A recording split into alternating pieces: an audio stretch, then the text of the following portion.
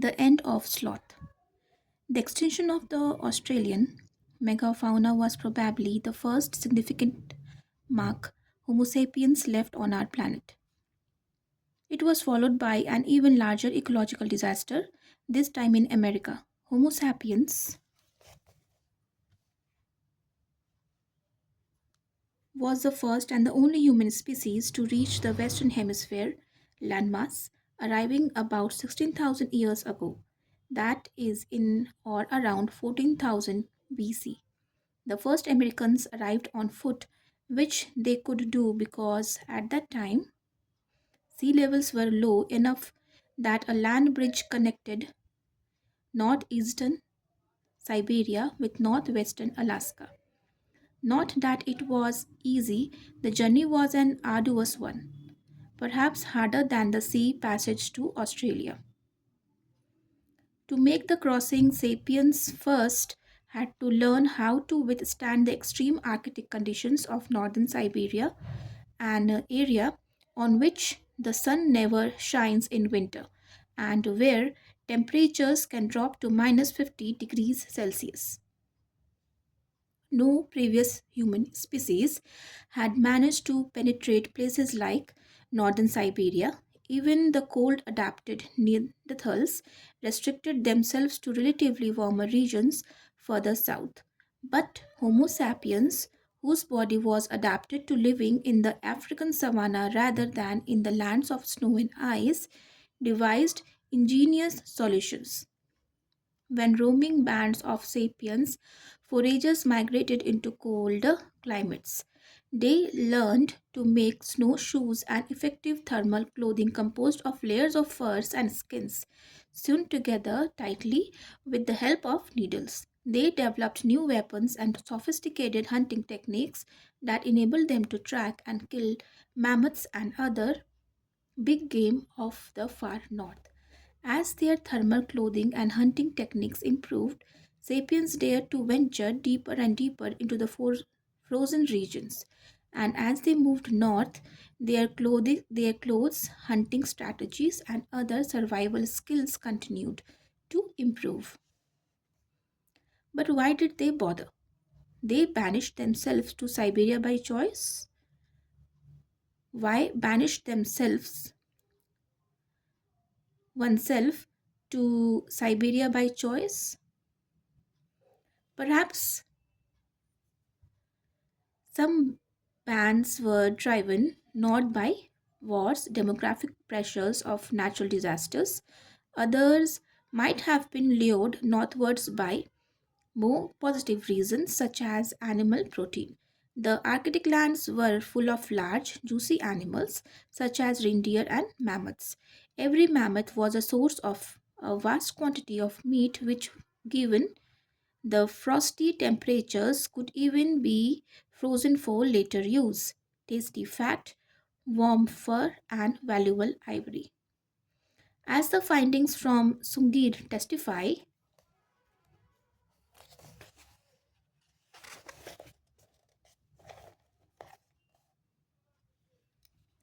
mammoth hunters did not survive in the frozen north. They survived, they thrived.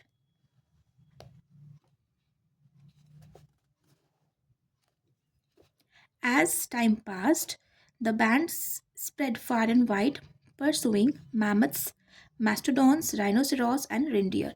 Around 14,000 BC, the chase took some of them from northeastern Siberia to Alaska. Of course, they didn't know they were discovering a new world. For mammoth and man alike, Alaska was a mere extension of Siberia. At first, glaciers blocked the way from Alaska to the rest of America, allowing no more than perhaps a few isolated pioneers to investigate the lands further south. However, around 12,000 BC, global warming melted the ice and opened an easier passage. Making use of new corridor, people moved south en masse, spreading over the entire continent. Though originally adapted to hunting large game in the Arctic, They soon adjusted to an amazing variety of climates and ecosystems.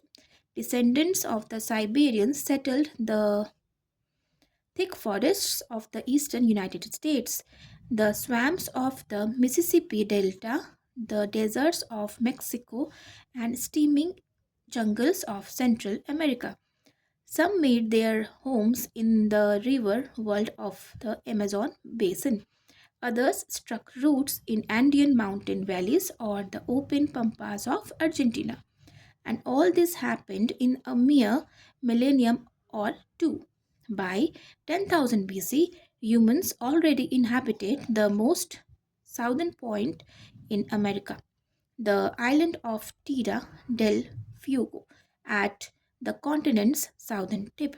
The human blitzkrieg across America testifies to the incomparable ingenuity and the unsurpassed adaptability of Homo sapiens. No other animal had ever moved into such a huge variety of radically different habitats so quickly, everywhere using virtually the same genes. The settling of America was hardly bloodless. It left behind a long trail of victims. American fauna 14,000 years ago was far richer than it is today. When the first Americans marched south from Alaska into the plains of Canada and the western United States, they encountered mammoths and mastodons, rodents the size of bears, herds of horses and camels, oversized lions, and dozens of large species, the likes of which are completely unknown today. Among them, fearsome saber-toothed cats and giant ground sloths that weighed up to 8 tons and reached a height of 6 meters. South America hosted an even more exotic menagerie of large mammals, reptiles, and birds. The Americans were a great laboratory of evolutionary experimentation, a place where animals and plants unknown in Africa and Asia had evolved and thrived. But no longer. Within 2000 years of the sapiens' arrival, most of these unique species were gone. According to the current estimates, within the short interval, North America lost 34 out of its 47 genera of large mammals. South America lost 50 out of 60. The saber-toothed cats, after flourishing for more than 30 million years, disappeared, and so did the giant ground sloths, the oversized lions, Native American horses, Native American camels, the giant rodents, and the mammoths.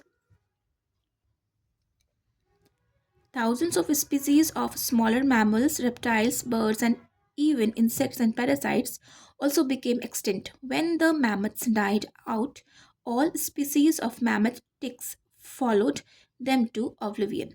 For decades, paleontologists and zooarchaeologists, people who search for and study animal remains, have been combining the combing the plains and mountains of Americas in search of the fossilized bones of ancient camels and the petrified feces of giant ground sloths. When they find what they seek, the treasures are carefully packed up and sent to laboratories where they bone and every coprolite, the technical name for fossilized turds, is meticulously studied and dated. Time and again, these analyses yield the same results. The freshest dung balls and the most recent camel bones date to the period when human flooded America, that is between approximately 12,000 and 9,000 BC.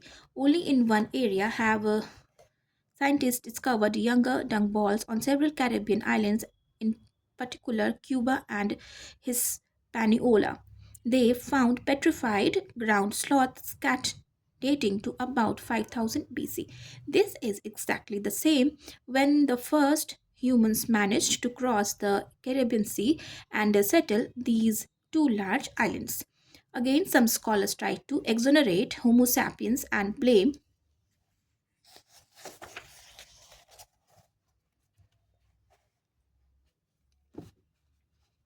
climate change, which requires them to point to posit that for some mysterious reason, the climate in the Caribbean islands remained static for 7,000 years while the rest of the Western Hemisphere warmed. But in America, the dung ball cannot be dodged. We are the culprits. There is no way around the truth. Even if climate change abetted us, the human contribution was decisive. Noah's Ark. If we combine the mass extinction in Australia and America and add the smaller scale extinctions that took place as Homo sapiens spread over Afro-Asia, such as the extinction of all other human species and the extinctions that occurred when ancient foragers settled remote islands such as Cuba, the inevitable conclusion is that the first wave of sapiens colonization was one of the biggest and the swiftest ecological disasters to befall the animal kingdom. Hardest hit were the large furry creatures. At the time of the cognitive revolution, the planet was home to about 200 genera of large terrestrial mammals weighing over 50 kilograms. At the time of agricultural revolution, only about 100 remained. Homo sapiens drove to extinction about half of the planet's big beasts long before humans invented the wheel, writing, or iron rods. The ecological tragedy was restaged in miniature countless times after the agricultural revolution. The archaeological record of island after island tells the same sad story. The tragedy opens with a scene showing a rich and varied population of large animals without any trace of humans. In scene 2, sapiens appear, evidenced by a human bone, a spear point, or perhaps a pot's head. Scene 3 quickly follows, in which men and women occupy center stage and most large animals, along with many smaller ones, are gone. The large islands of Madagascar, about 400 kilometers east of the African mainland, offers a famous example. Through millions of years of isolation. A unique collection of animals evolved there. These included the elephant bird, a flightless creature 3 meters tall and weighing almost half a ton, the largest bird in the world, and the giant lemurs, the globe's largest primates. The elephant birds and giant lemurs, along with most of the other large animals of Madagascar, suddenly vanished about 1500 years ago, precisely when the first humans set foot on the island. In the Pacific Ocean, the main wave of extinction began in about 1500 BC when Polynesian farmers settled the Solomon Islands, Fiji, and New Caledonia. They killed off directly or indirectly hundreds of species of birds, insects, snails, and other local inhabitants.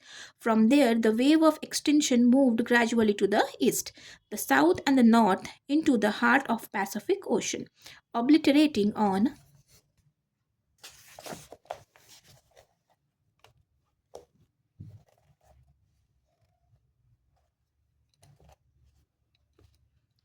its way the unique fauna of Samoa and Tonga 1200 BC, the Marquess Islands AD 1, Easter Island, the Cook Islands, and Hawaii AD 500, and finally New Zealand AD 1200. Similar ecological disasters occurred on almost every one of the thousands of islands that pepper the Atlantic Oceans, Indian Ocean, Arctic Ocean, and Mediterranean Sea. Archaeologists have discovered on even the teeniest islands evidence of the existence of birds, insects, and snails that lived there for countless generations, only to vanish when the first human farmers arrived.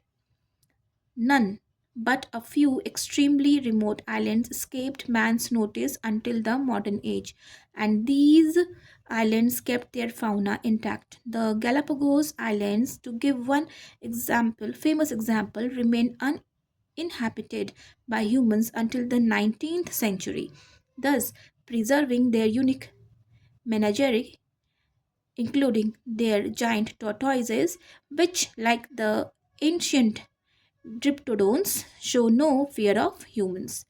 The first wave of extinction, which accompanied the spread of foragers, was followed by the second wave of extinction, which accompanied the spread of the farmers, and gives us an important perspective on the third wave extinction, which industrial activity is causing today.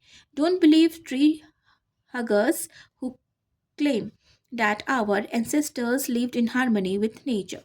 Long before the Industrial Revolution, Homo sapiens had the record among all organisms for driving the most plant and animal species to their extinctions. We have the dubious distinction of being the deadliest species in the annals of biology. Perhaps if more people were aware of first wave and second wave extinctions, they would be less nonchalant about the third wave they are part of. If we knew how many species we have already eradicated, we might be more motivated to protect those that will survive. This is especially relevant to the large animals of the oceans, unlike their terrestrial counterparts. The large sea animals suffered relatively little from the cognitive and agricultural revolutions, but many of them are on the brink of extinction now as a result of industrial pollution and human overuse of oceanic resources.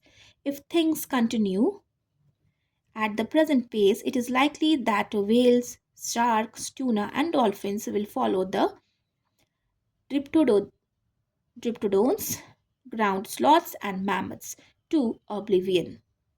Among all the world's large creatures, the only survivors of the human flood will be the humans themselves and the farmyard animals that were as gallery slaves in the Noah's Ark.